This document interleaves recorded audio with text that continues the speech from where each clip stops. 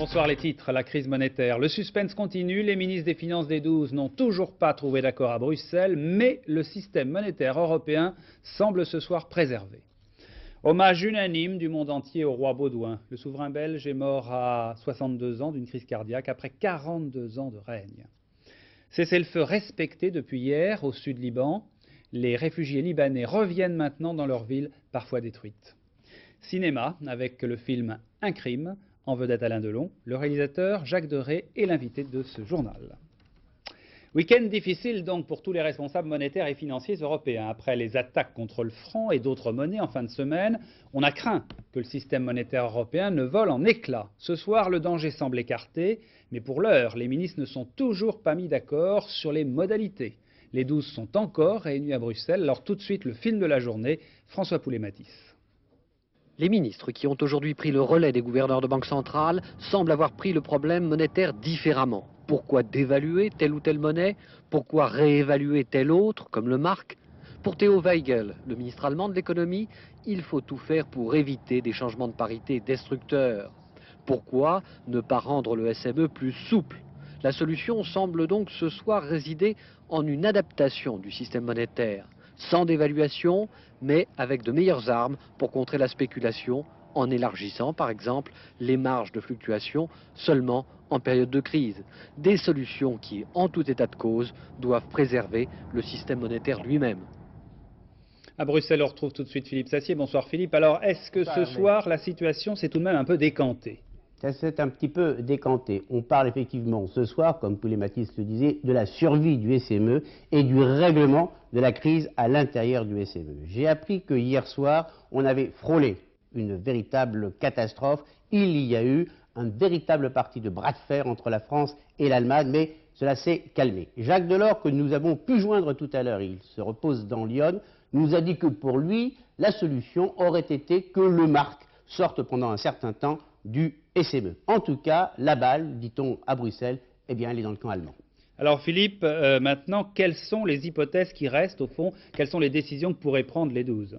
Bon, alors écoutez, je vais être un tout petit peu technique, Hervé. Vous savez que chaque monnaie à l'intérieur du SME a une valeur, ce qu'on appelle un taux pivot, et que cette monnaie peut varier en hausse ou en baisse de 2,5%. Il est donc question d'élargir à 6% cette marge de fluctuation. Mais autre question, et qui est très importante et qui est politique, est-ce que ce sont toutes les monnaies dont on élargirait la marge, ou bien simplement le mark? On dit ici à Bruxelles que les Français souhaiteraient que la marge de fluctuation du mark soit la seule à pouvoir être portée à 6%, et que les Français voudraient que les Allemands assortissent cette augmentation de marge de fluctuation d'une promesse de baisser leur taux d'intérêt avant le mois de septembre. Alors vous le voyez, les Allemands se font tirer l'oreille, colossale discussion.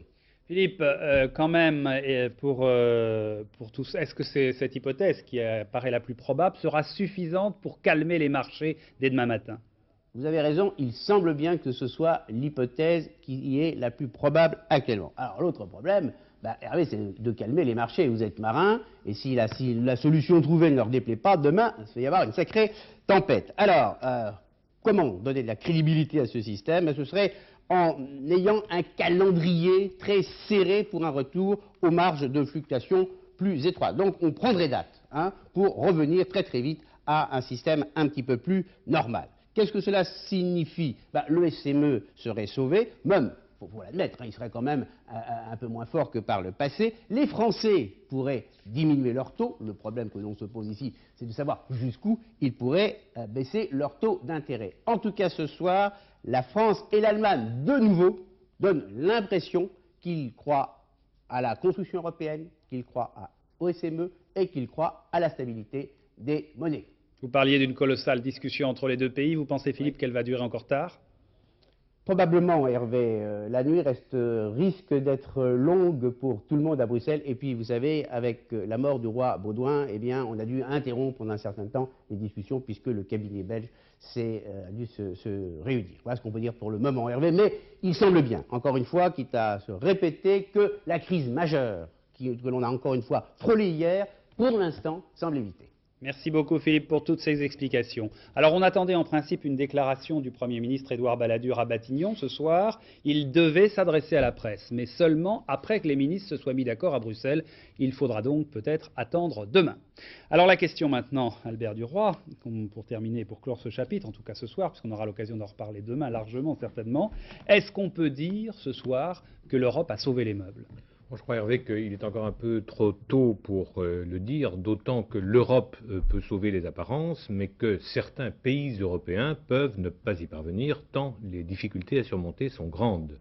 Alors, qu'est-ce qui est acquis ce soir? Vous l'avez entendu, c'est la préservation du système monétaire européen. Et entre nous, c'est un minimum, car la solidarité monétaire, avec la politique agricole commune, c'est le noyau dur de l'Europe. Sur quasiment tous les autres sujets, les pays européens tirent à U et à dia. Un éclatement du système monétaire européen, ou même sa mise provisoire, entre parenthèses, aurait été un pas en arrière pour l'Europe, et l'Europe aurait mis sans doute très longtemps à le rattraper. Donc théoriquement, la solution qui sera trouvée ce soir, c'est à l'intérieur de ce système. Et c'est là que les difficultés, les plus graves difficultés, commencent. Si on prend par exemple le cas de l'Allemagne, politiquement, elle est coincée entre la responsabilité d'une monnaie forte, qui donc est amenée à soutenir les monnaies en difficulté, et d'autre part, le coût de la réunification allemande, qui pousse l'Allemagne à privilégier ses intérêts nationaux. Si on prend maintenant le cas de la France, tout dépendant de l'accord entre la France et l'Allemagne, eh bien la France, elle est coincée entre la spéculation qui pousse, qui cherche une dévaluation du franc, et d'autre part, la politique du franc fort et stable. Les choses étant encore compliquées par la double pression, d'une part du chômage, et d'autre part par la pression politique de certains dirigeants qui, à droite comme à gauche, souhaitent une autre politique.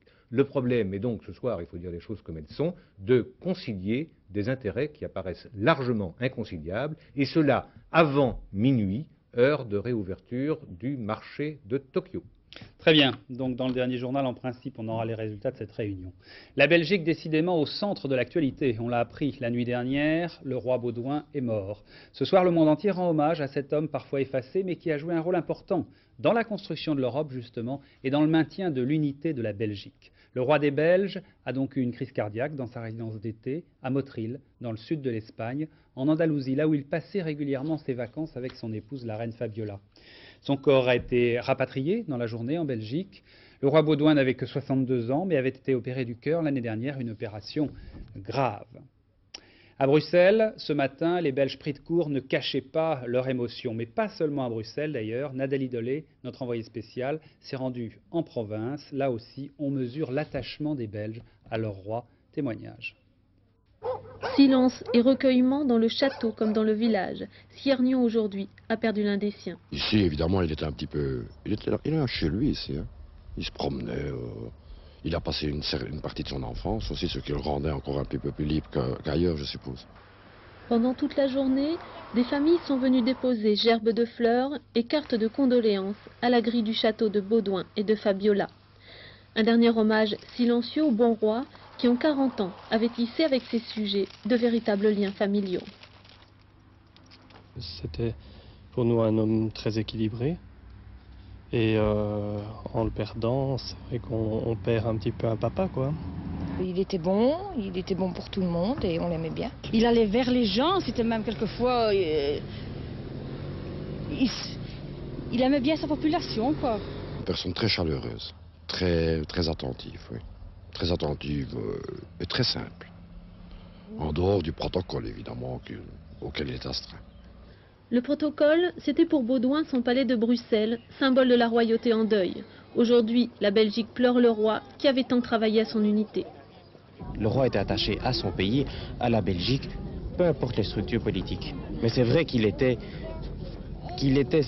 voyait à contre-cœur la division, la séparation de la Belgique. Comment on va se souvenir de lui?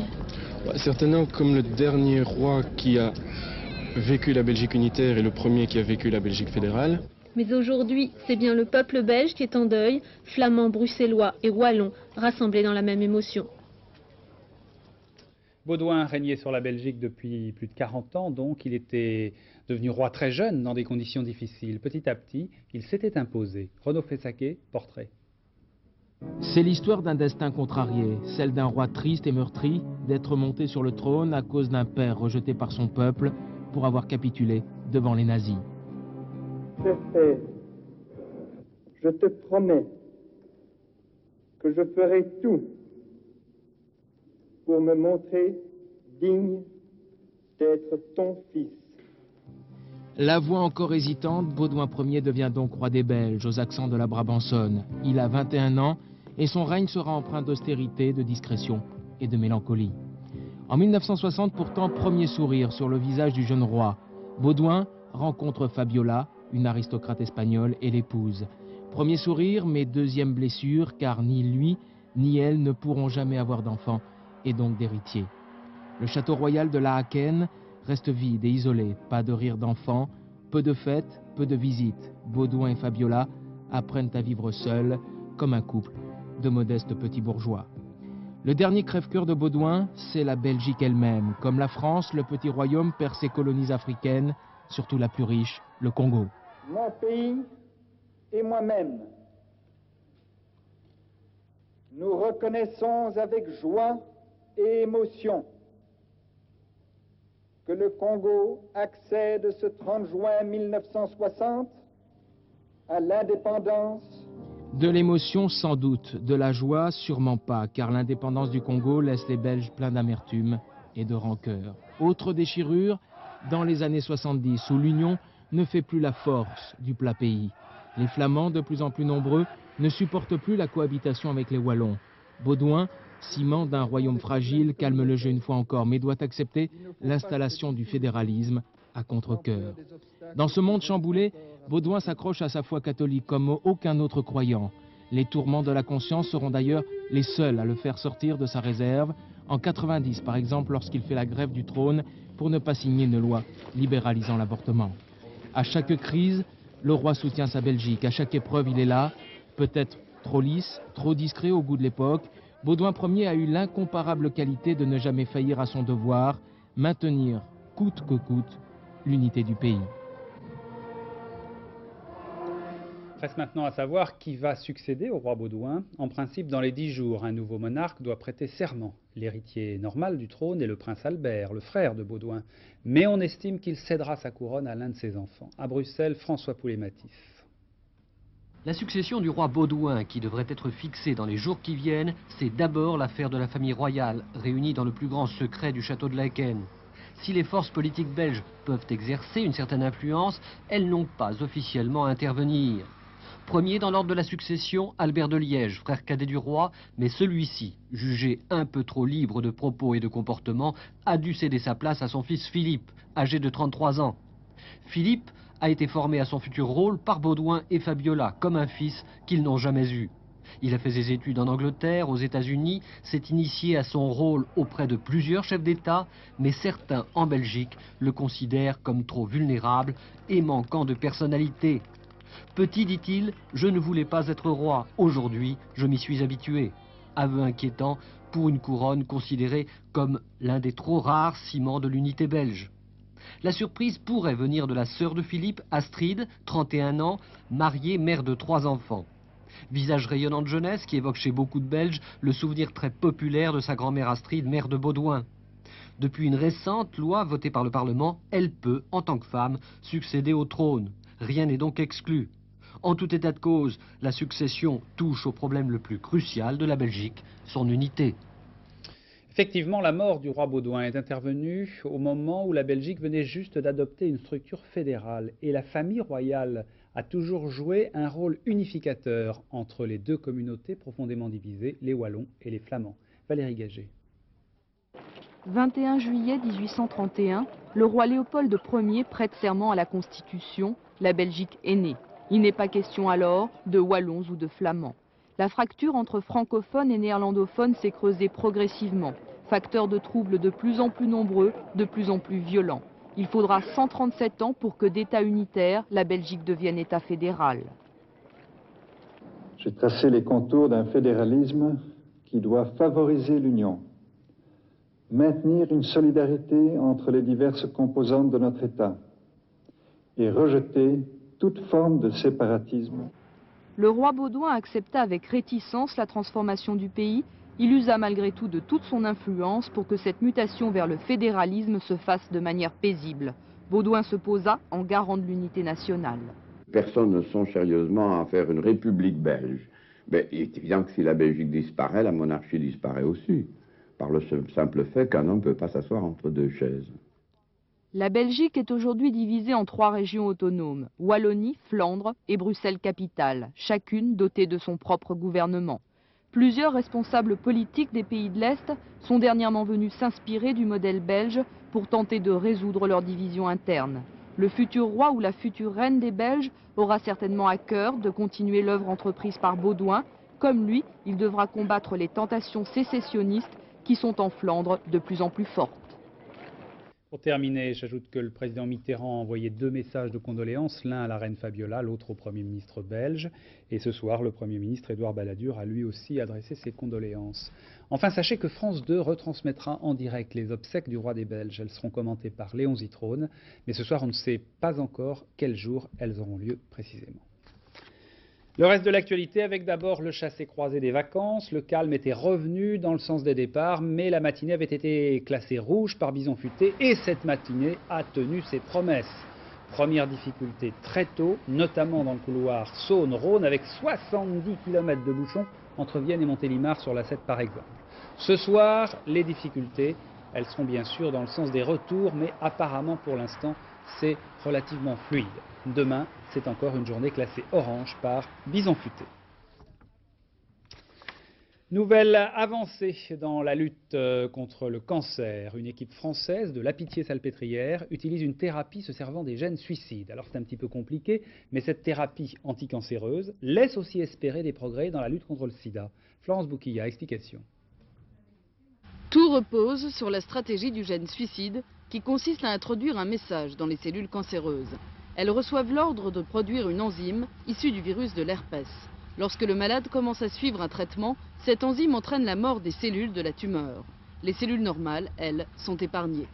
À Paris, l'équipe du professeur Klatzmann a réussi à traiter des métastases du foie chez l'animal. On a constaté que des tumeurs qui étaient des tumeurs établies, donc déjà d'un certain volume, diminuaient de manière spectaculaire. Alors voilà, ici ce qui est rouge, c'est le foie, ce qui est blanc, c'est la tumeur. C'est dans cette tumeur qu'on injecte les virus et donc le nouveau gène. Et ensuite, au fur et à mesure qu'on développe le traitement, on voit le volume de la tumeur qui diminue, ce qui est blanc, jusqu'à cette petite cicatrice blanche, vous voyez, dans le foie qui est à côté, qui lui est normal. Et dans cette cicatrice, il n'y a plus de cellules tumorales. Mais je crois qu'il faut rester extrêmement prudent parce qu'il ne s'agit pas d'imaginer qu'on a trouvé le traitement du cancer, pas du tout. Ça n'est que simplement une voie de recherche qu'il va falloir continuer à explorer. Et ça n'est peut-être que dans 1 an, 2 ans, voire même un peu plus, qu'on pourra envisager de proposer ça comme traitement à des malades pour lesquels les ressources thérapeutiques sont épuisées. Cette équipe médicale française est aussi prête pour un protocole d'expérimentation des gènes suicides sur un cancer de la peau, le mélanome. Les Américains, eux, doivent publier à la fin de l'année leurs résultats concernant l'utilisation de ces mêmes gènes sur des patients atteints de cancer du cerveau. La thérapie génique est donc bien la thérapie de l'avenir, y compris pour le sida. In vitro, la même équipe française a réussi à protéger les lymphocytes T, les globules blancs du sang, du virus du sida, dont ils sont la cible privilégiée. Une mystérieuse agression à Castres hier soir. Annick Normier, attachée parlementaire d'un député du Tarn, a été grièvement blessée par un inconnu après qu'elle ait assisté à un spectacle lyrique à Castres. Elle a reçu 15 coups de couteau. Son état est jugé sérieux, mais ses jours ce soir ne sont pas en danger. Isabelle de Lyon. On jouait un opéra de Haydn au théâtre de Castres. Annick Normier s'était attardée à une réception dans les coulisses. À 1 h du matin, elle regagne son véhicule quand soudain, un homme l'agresse avec un couteau. Elle lui échappe, il la poursuit, elle s'effondre sous les coups, 16 au total. L'homme s'enfuit sous les yeux de 2 témoins. Acte d'un maniaque ou crime politique? Assistante parlementaire du député RPR Bernard Carayon, Annick Normier est surtout connue comme militante de la fédération tarnaise du RPR où elle s'occupe du secrétariat. Une femme discrète à qui ses amis politiques ne connaissent aucun ennemi. On n'était pas exposé du tout, elle faisait partie du comité départemental, mais pour autant, elle n'était pas vraiment à la pointe de la politique. Ce n'est pas elle qui prenait des décisions. On se perd en conjecture, on fait 1000 suppositions et puis en fin de compte, on n'en retient aucune. Ce soir, Annick Normier est hors de danger. Le SRPJ de Toulouse, chargé de l'enquête, compte beaucoup sur son témoignage pour identifier son agresseur. Et puis l'enquête avance dans le meurtre d'une jeune fille à Lorient. La voiture de l'assassin présumé, une Fiat Uno rouge, a été retrouvée par les gendarmes la nuit dernière à Brest, dans le Finistère. Le meurtrier présumé est toujours en fuite. L'étranger avec le Sud-Liban, d'abord le cessez-le-feu est respecté des deux côtés. C'est maintenant le retour d'exode. Des milliers de Libanais qui s'étaient réfugiés à Beyrouth depuis une semaine ont commencé à rentrer chez eux. Par exemple à Nabatieh, une ville de 100 000 habitants à peu près, qui était en partie détruite. Véronique Tavot, Jean Corneille, reportage. La sortie de Beyrouth ce matin, une indescriptible pagaille. Quelques heures à peine après l'annonce du cessez-le-feu, ils sont des milliers à avoir pris la route en direction du sud.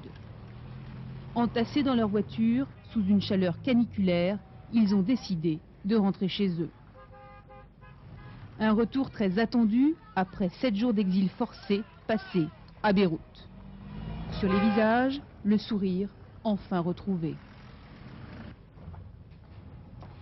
Mais à 70 km de là, Nabatieh va livrer la réalité de ces destructions. Ils avaient vu des images, mais ils n'avaient osé y croire. La ville est en partie détruite. À Al-Bayat, le quartier populaire de Nabatieh, les sourires se sont tout à coup figés.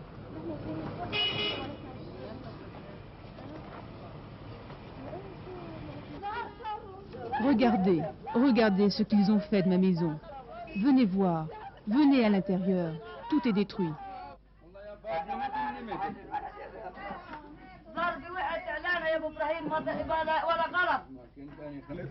Hassan, lui, a travaillé 40 ans en Afrique pour acheter sa maison. Aujourd'hui, il n'a plus rien. Qu'est-ce que vous allez faire maintenant? J'ai construit cette maison pour vivre tranquille. J'ai 65 ans. Je n'ai pas la force de retourner en Afrique pour gagner encore de l'argent pour reconstruire. Incompréhension devant ce qui semble bien avoir été un pilonnage systématique.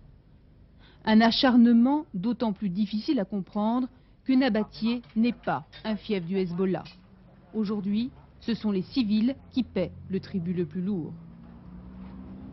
Dans 17 années de guerre, on n'a pas vu au Liban ce qu'on a vu ici maintenant. Vraiment. C'est très criminel. C'est très criminel, vraiment. Vous n'avez pas peur de rester ici? Et qu'est-ce qu'on va faire autre? Vous nous acceptez dans votre pays? C'est notre pays enfin. C'est ma maison enfin. Qu'est-ce que je vais faire autre? Comme résignés et parce qu'ils n'ont pas le choix, les habitants de Nabatieh vont maintenant commencer un long travail de reconstruction. Mais la colère est aujourd'hui un peu plus vive, ici, au sud Liban. En Israël, John Demjanjuk ne va peut-être pas être expulsé. Celui qu'on soupçonnait d'être Ivan le Terrible dans les camps de concentration a été, vous le savez, jeudi dernier, acquitté au bénéfice du doute. Mais son expulsion a été repoussée de 10 jours, afin éventuellement de rouvrir une enquête sur son passé dans les rangs nazis. Charles Anderlin, à Jérusalem. Lors de son acquittement jeudi dernier, John Ivan Demjanjuk pouvait considérer qu'il s'en tirait à bon compte. Les juges reconnaissaient qu'il y avait erreur sur la personne, qu'il ne pouvait être Ivan le Terrible de Treblinka, mais confirmaient qu'il avait été gardien dans les camps de concentration de Travniki et Sobibor. Sa remise en liberté est donc insupportable pour les rescapés de l'horreur nazie. 6 d'entre eux ont demandé à la Cour suprême d'interdire son expulsion vers l'Ukraine, seul pays qui accepte de l'accueillir. C'est un assassin. En l'acquittant, les juges laissent partir un homme qui a tué des juifs. Il faut au moins le condamner aux travaux forcés. Maître Sheftel, l'avocat de Demjanjuk, est serein. L'expulsion de son client n'est, dit-il, que remise au plus que de quelques semaines. Le décret d'extradition, au terme duquel Demjanjuk a été remis aux autorités israéliennes, interdit son jugement pour d'autres crimes que ceux commis à Treblinka et pour lesquels il vient d'être acquitté. Prochaine audience dans 10 jours. Tout autre chose maintenant, les télévisions locales qui ont bien du mal à survivre en cette période de crise. Alors voici une expérience tout à fait intéressante, celle de Carpentras. L'expérience de Carpentras, en effet, a lieu pendant la période bouillonnante des festivals. Cette télé locale s'appelle TSF et elle émet très bien toute l'année, bien sûr. Pascal Doucet-Bon, Alexis Marant. La télé de la vallée d'en face, du bout de la rue, ils sont nombreux en France à la rêver. On y parlerait du talentueux fils de la voisine, oublié par les journaux nationaux. Bref, on s'approprierait un média souvent perçu comme trop lointain, trop parisien. Tentative à la fois naïve et culottée, le Visiophone public se lance dans l'aventure de la télé interactive. On y parle depuis les cafés provençaux, de tout et de rien. Je guide des gens et... La télé miroir, celle des gens qui parlent aux gens. Ce n'est qu'une des expériences de TSF, télé hertzienne gratuite mais provisoire, qui se propose avec les moyens techniques d'une vraie télé d'animer l'été cathodique provençal en couvrant surtout les festivals. L'aventure coûte 2 200 000 francs pour 15 jours avec des fonds publics pour moitié. La somme peut impressionner et pourtant TSF passerait volontiers au stade permanent. Non. Non. Je pense que c'est un projet qui pourrait fonctionner dans 1 an à peu près, qui aurait une économie viable. D'autres ont essayé, donc on peut tirer déjà les leçons des échecs précédents. Ne pas copier une chaîne nationale quand on veut faire une chaîne locale. Pourtant, les télés purement régionales ont bien du mal à exister en France. Certes, France 3 et M6 remportent un franc succès avec leurs décrochages locaux, 56% de part de marché pour le journal basque de France 3 par exemple. Mais les ennuis financiers de 8 Mont-Blanc à Annecy et TLM à Lyon n'augurent rien de bon pour la télé locale qui réclame de nouvelles règles sur la publicité. La France est le dernier pays européen où ce que l'on appelle le secteur de la distribution, c'est-à-dire, je dirais, les grandes marques commerciales, les commerçants de détail ou bien les grandes surfaces n'ont pas accès, de par la loi, au droit de faire de la publicité à la télévision. En réalité, cette disposition condamne la télévision locale.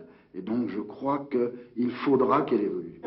Et sans cette évolution, les locales ont peur de ne pas trouver leur place économique alors qu'elles répondent à une vraie demande. En sport, juste ce résultat, mais il mérite d'être donné. Le championnat d'Europe de saut d'obstacles en équitation en Espagne. Le Français Michel Robert remporte la médaille d'argent de ce championnat d'Europe derrière le Suisse Melliger, médaille d'or. La mort du peintre Alfred Manessier. Il était l'un des maîtres de l'art abstrait. Il avait 82 ans, il est mort des suites d'un accident d'automobile. L'année dernière, une grande rétrospective Manessier avait été organisée au Grand Palais Vincent Gerhardt, évocation. Au peintre abstrait, une question concrète. Mais d'où venait cette profusion de couleurs et de lumière dans ces toiles? Je crois que ça vient d'un petit enfant qui avait trouvé le bonheur dans la lumière de la baie de Somme. Ce bonheur ne m'a jamais quitté. À chaque fois que je retrouve ma baie de Somme, le bonheur de l'enfant, je le retrouve intact. Les premiers regards sont souvent les plus importants. D'abord séduit par le cubisme et le surréalisme, il apparaît à l'exposition universelle de 1937, puis se tourne vers l'art abstrait et le sacré. Ses vitraux éclairent des églises à Berlin, Saint-Dié, Cologne et Abbeville. L'œuvre est faite d'un équilibre entre le drame et le bonheur, les deux coexistants. Enfin, nous sommes faits des deux moments. Et l'œuvre oscille entre la plus grande joie et peut-être l'angoisse la plus forte.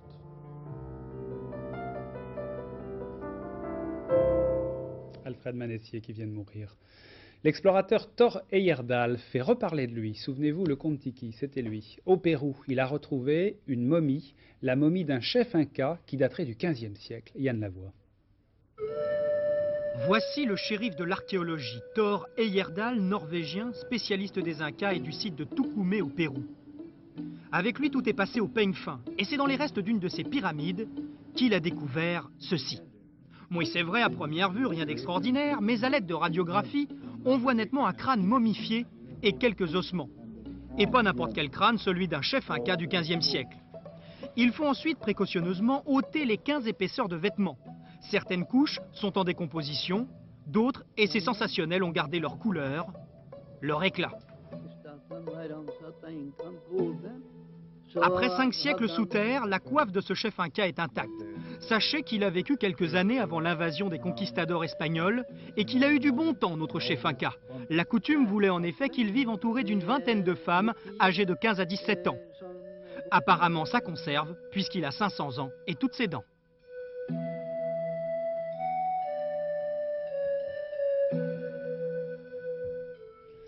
Le cinéma maintenant avec un film qui sort mercredi, un film qui s'appelle Un crime. C'est un film avec Alain Delon, Emmanuel Blanc à l'affiche. C'est un film signé Jacques Deray, qui est notre invité. Bonsoir Jacques Deray. Bonsoir. Alors, si je dis que c'est un face-à-face pendant une nuit entre un avocat, c'est Alain Delon, et son client, c'est un jeune, Manuel Blanc, un jeune qui vient d'être acquitté du crime de parricide. Double parricide. Double parricide même. Alors, ces deux hommes, l'avocat, le client, se retrouvent pendant une nuit. Pourquoi? Eh bien, à la recherche de la vérité. Justement, c'est une sorte d'enquête entre cet avocat qui veut en savoir plus. Parce qu'il doute de ce que de la culpabilité il ne doute pas, mais quand même, il veut connaître la vérité. Et c'est ça qui est intéressant, c'est que c'est entre ces deux personnages une sorte d'enquête. Le jeune fils de famille lyonnais a envie peut-être de s'exorciser de son crime ou de son non-crime, et l'avocat, qui est un maître du barreau de Lyon, a envie, soit par goût de la justice, soit par curiosité, soit par orgueil, de connaître à fond la vérité.